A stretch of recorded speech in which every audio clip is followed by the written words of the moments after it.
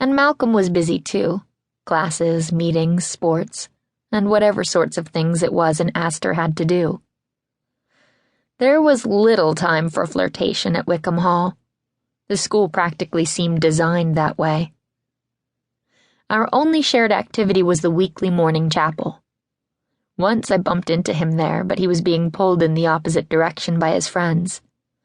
And I was quick to tell him I was headed to the studio and would see him soon.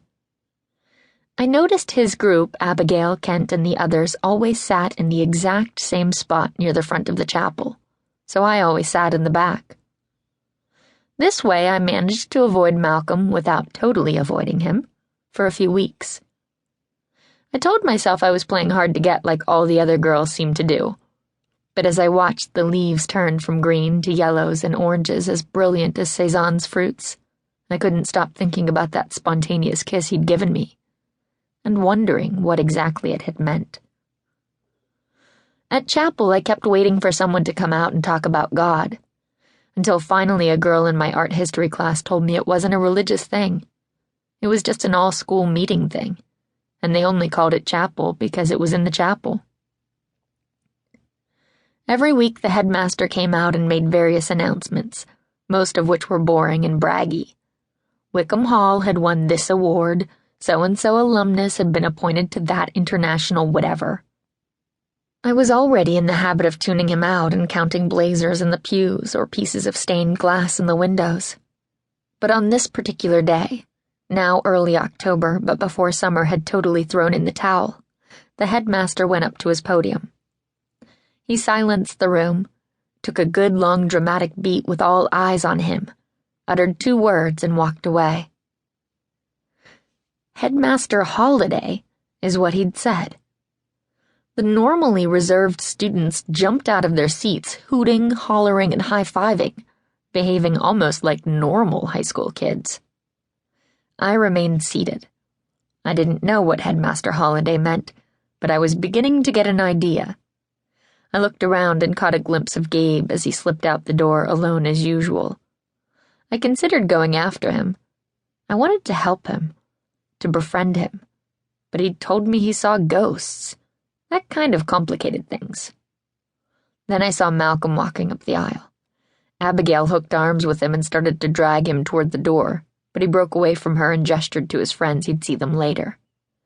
Abigail pursed her lips. She had that look of poorly masked outrage. The others all sauntered out the big pointed wooden doors, but she lingered and watched as Malcolm paused, looking around. I quickly realized he might be looking for me, and I busied myself. I stood up and clicked on my phone as if it were utterly urgent to know what the weather forecast was. My stomach started to contract into a black hole. All of a sudden I realized I hadn't been playing hard to get.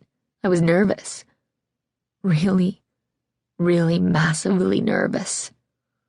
What if he'd had a change of heart? What if he'd gotten back together with his girlfriend? He must have one, right? And he was just coming over to tell me about her. What if it was Abigail? What if he'd been drunk or on drugs that night? What if he actually had liked me, but when he approached he realized I was not pretty after all? Or if when we spoke he realized I was not all that interesting? Or worst of all, what if he'd realized I was untalented and he hated my art? In my peripheral vision I could see him drawing closer, a blurry apparition in a polo shirt and blazer, but I kept looking down, eyes glued to my iPhone as if I didn't have a clue he was there. Eventually he got so close he could see the weather page. "What's the high for today?" Busted. I wasn't even looking at the number, so it took me a second to read the temperature and reply, 68 and not humid, for a change. "Perfect," he said. "I've been waiting for this day." "Oh, have you? Why?" "Headmaster Holiday is an unexpected day off. Happens twice a year. No obligations, no homework, no practice, no pressure. A day when you couldn't possibly say you were too busy." I gave him a don't be so sure look, but he just smiled, almost daring me to say it. I didn't, so he put out his hand. I hesitated. "Consider it a military."